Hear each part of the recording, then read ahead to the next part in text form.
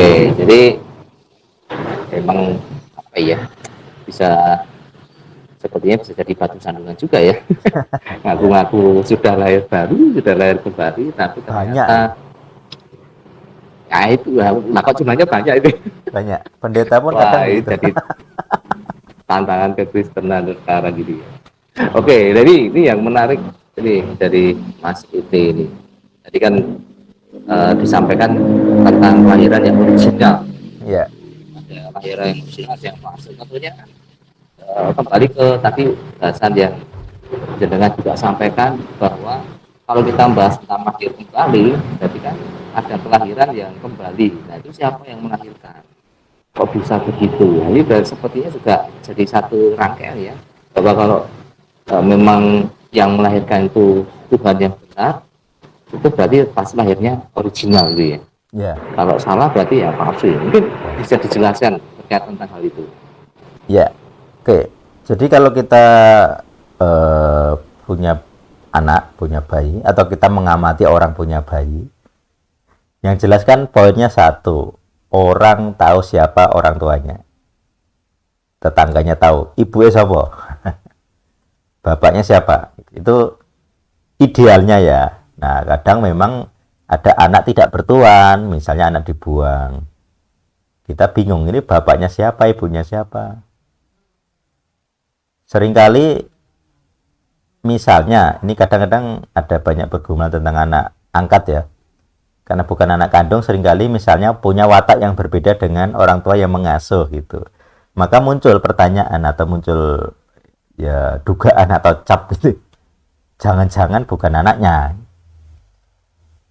Kok beda karo bapaknya, wataknya beda. Betul. Nah, kalau tampang kan jelas beda ya, kan beda genetik ya. Tapi Ya ya, fisik sudah kelihatan ya.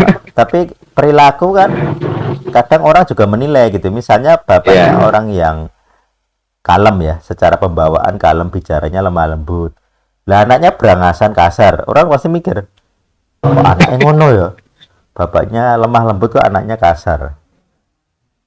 Satu, biasanya orang Lu bertanya, bego sing kasar ibu Mas. ya anggaplah orang tua ya. Makanya kadang orang bertanya, sing ngajari siapa? Apakah jangan-jangan di rumah orang tua aslinya kasar? Nah, itu bisa. Atau jangan-jangan dia punya tendensi tertentu yang tidak dari orang tuanya, tapi diwariskan dari yang lain. Nah, orang bisa curiga.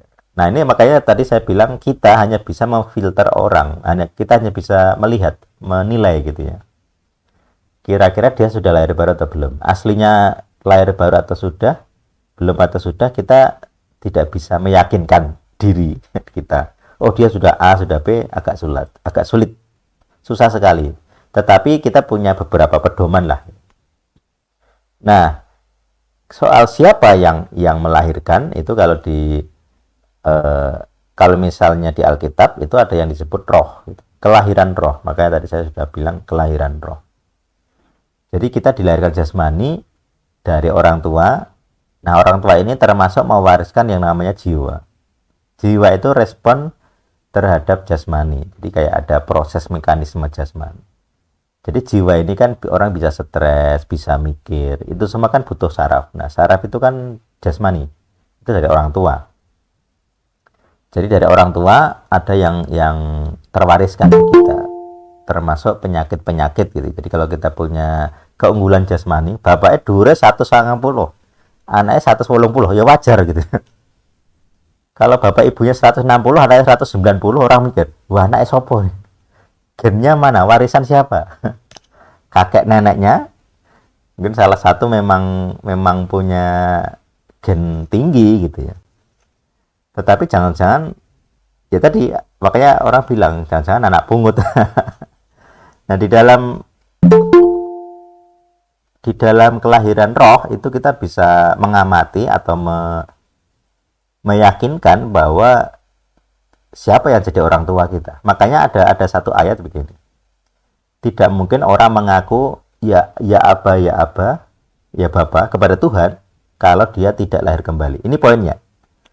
Jadi roh kita itu mengenali saya itu anak siapa. Jadi orang lain hanya bisa menilai, tetapi kita sendiri bisa tahu saya anaknya siapa.